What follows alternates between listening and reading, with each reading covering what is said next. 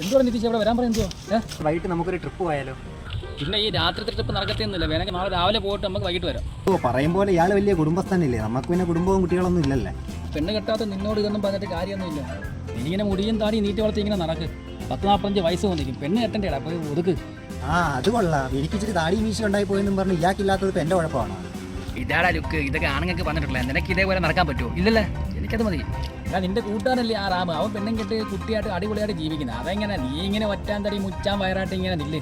നിങ്ങൾ അവൻ്റെ കാര്യമൊന്നും പറയല്ലേ. രാത്രി 10 മണിയായാലും വീട്ടിൽ കയറാത്ത ചെറുക്കനായിരുന്നു. ഇപ്പം വൈഫ് നാട്ടിൽ നിന്ന് വന്ന് 7 മണി കഴിഞ്ഞാൽ വെളിയിൽ ഇറങ്ങത്തില്ലേ വീട്ടിൽ. ഒരു കോൾ വന്നില്ല, എടുക്കട്ടെ. ഹലോ. ശരി, ഞാൻ വന്നിട്ട് മാറ്റിത്തരാം. ആരുടെ വിളിച്ചേ? അപ്പോൾ ഒന്നും പറയണ്ട, ഇന്നലെ ഒരു ചുരിദാറ് മേടിച്ചു കൊടുത്തേ. അതിപ്പോൾ ഇത് ചെറുതായെന്ന് പറഞ്ഞാൽ കിടന്ന് വിളിക്കുക. അതിന് മാറ്റി കൊടുക്കണം. എന്തൊക്കെ കാണണം, എന്തൊക്കെ കേൾക്കണം. നിൻ്റെ അടുത്ത് ഇതൊന്നും പറഞ്ഞിട്ട് കാര്യമില്ല. നീ പെണ്ണ് കെട്ടാൻ നിൽക്കില്ല, അപ്പോൾ നിനക്കെങ്ങനെ അറിയാൻ കാര്യങ്ങൾ? പിന്നെ നീ ഇങ്ങനെ ചിരിക്കണ്ട, നിൻ്റെ അവസ്ഥ നാളെ ഇത് തന്നെ.